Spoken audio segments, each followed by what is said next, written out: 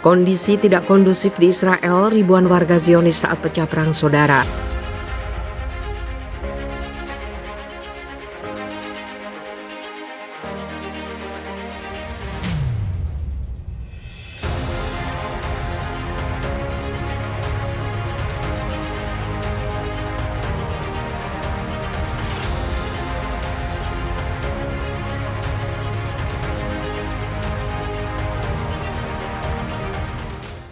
Kondisi rusuh dan panas telah pecah di tanah Yahudi. Bagaimana tidak, kerusuhan dimulai adanya provokasi dari sesama pemimpin dan juga karena kembalinya Netanyahu ke tampuk kekuasaannya.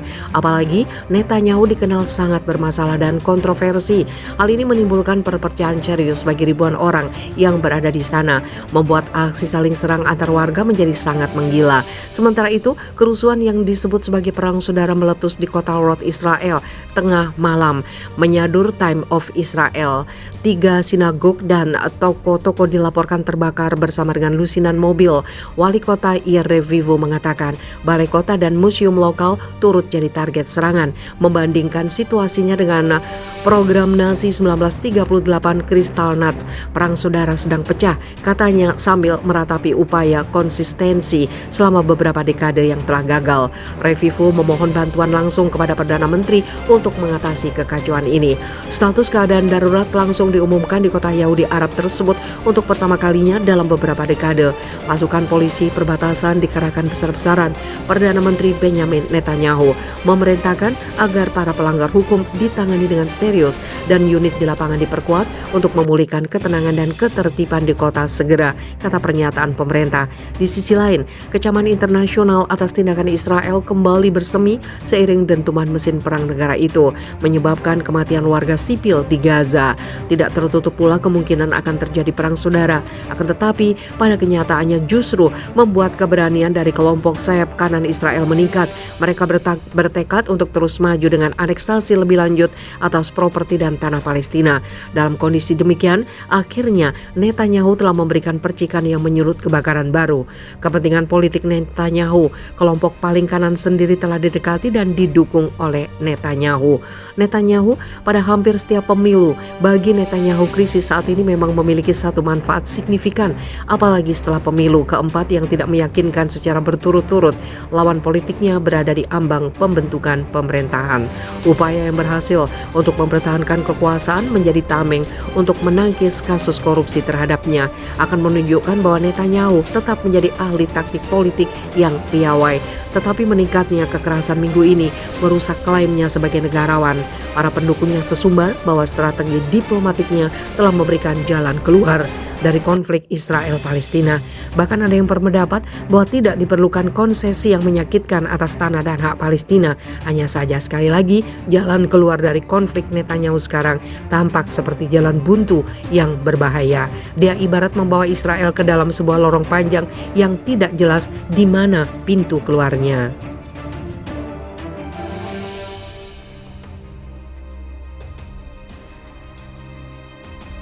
Situasi Israel makin parah, sepertinya dua belah pihak makin pecah kongsi.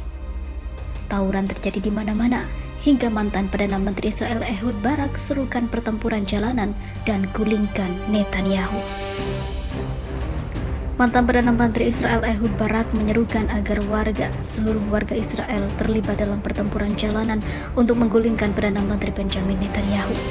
Dalam artikel yang diterbitkan di Yediot Ahronot pada Rabu kemarin, Barak menegaskan, ini adalah pemerintahan terpilih, itu sah, tetapi tindakan dan rencananya berputar di sekitar kudeta ini membuat tidak sah.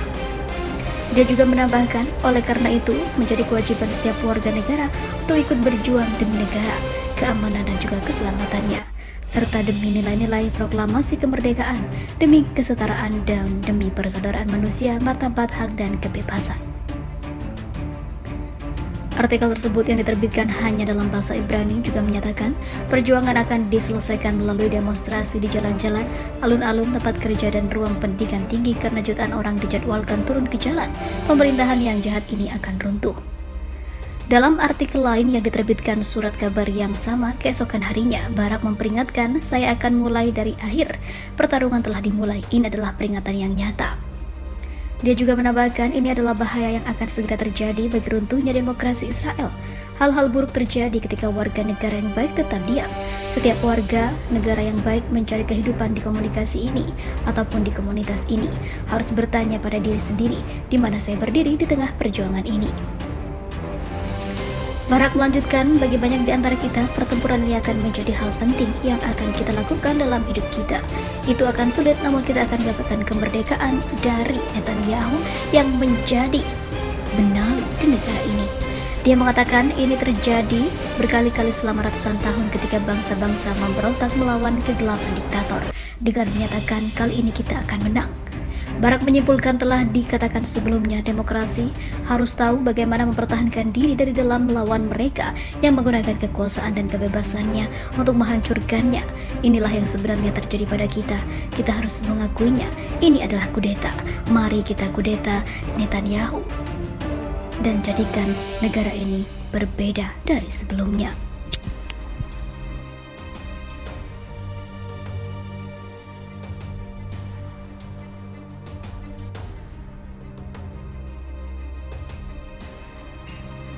Protes anti pemerintah Israel berlangsung di Tel Aviv.